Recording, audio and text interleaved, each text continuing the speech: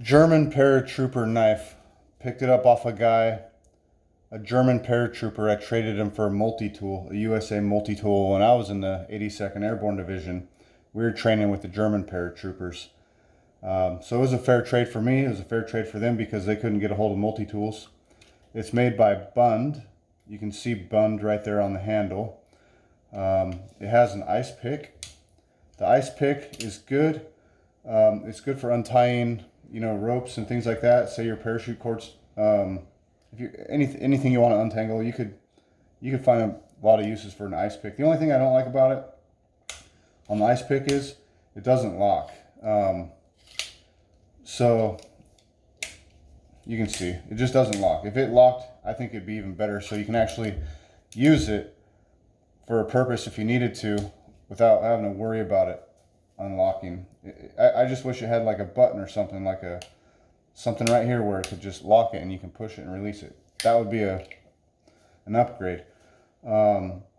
This knife is really nice because you can use it with one hand if you need to. Say you're tangled up or something happens to you. It's a gravity knife, so you can just push the button. There's a pin, like a detent pin, I guess. The way it holds the knife in is there's a notch right there on the blade, so the blade won't slide out when it's in that position.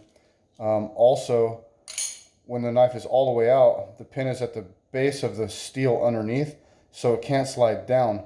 Now, you can go halfway and use it like this, but you couldn't stab somebody, and it's not sharp on this side of the knife, so stabbing isn't necessarily the best.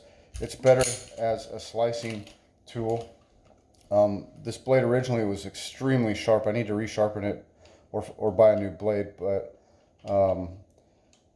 another good thing about this knife is you can disassemble it pretty easily.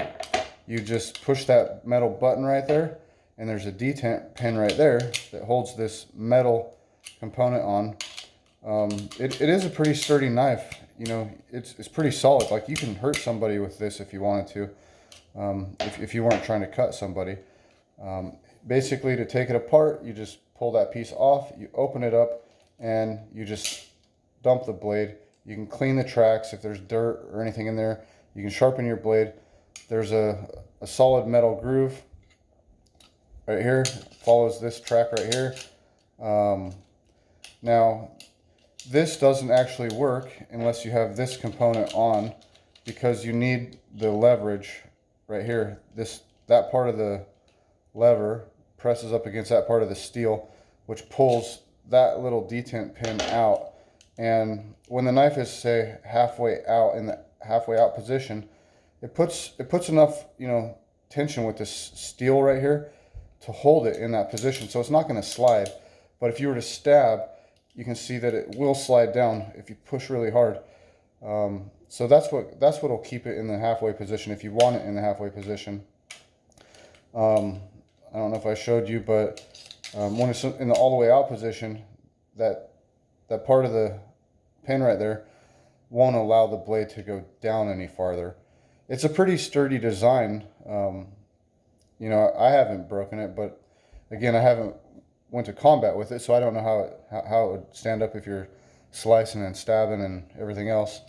Maybe if you were to push it against or slam it into a tree really hard or something like that, maybe you could break it. I don't know. But it looks pretty firm. It's solid built. Look, there you go. Here's a quick action. It comes out really fast. So I mean, you could have it in your hand. Nobody knows you have a knife. And if someone's up here and you just flick your wrist really fast like this, you could get it. It was so sharp like a razor. I mean, it would slice you. It would slice you good. Yeah, it's a nice knife. I'm not the best person doing a review, but I'm sure this review is better than any other review I found on Facebook or on YouTube.